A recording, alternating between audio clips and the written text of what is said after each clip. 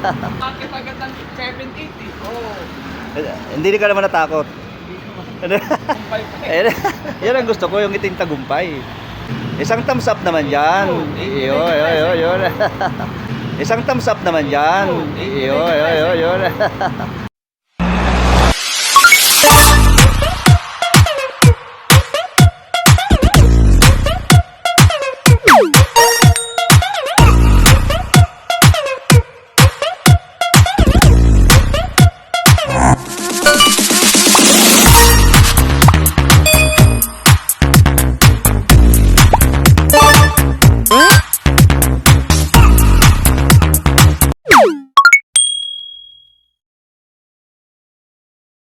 Okay mga kapatid, set up tayo. Ayan, papalitan natin to lahat, no? Ayan, palitan din natin ang kanyang clutch, isang set. Siyempre, palitan din natin ang kanyang clutch spring. Tsaka kanyang pulley, big pulley tayo. Tapos tingnan natin ang kanyang clutch, lagay natin. Wala nang space. Ito ay hindi 0-0, ito ay nabibili lang. Ayan, ayaw umalis. Ayaw malaglag. Butin mo mga kapatid, parang ayaw matanggal. Sobrahan tayo sa setup ha. Ayaw na umalis. Ayan, tingnan natin mamaya ang tatakbuhin nito mga kapatid. Israel the 150 Fi. Ayan, yan lang yan. Zoom nyo na lang para makita nyo kung ilang grams.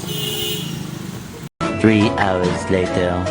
Okay, ayan na mga kapatid, magte-testing niya. 25 RPM.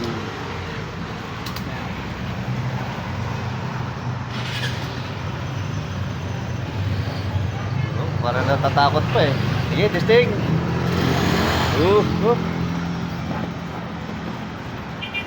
Antayin natin mga kapatid pagbabalik niya kung na-enjoy niya ba.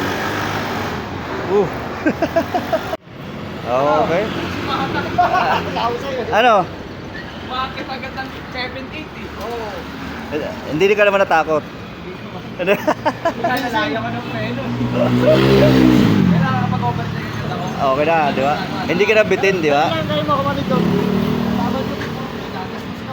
Ay, ikaw kapatid Lito, baka gusto mo i-try. Ay, hindi na. Natry ko na dito sa iyo eh. Ano, satisfied naman? Oo. Ayan, Tagumpay pa eh. yan ang gusto ko, yung iting tagumpay. Ayan, iting tagumpay si kapatid natin na ano, ang ating kapatid.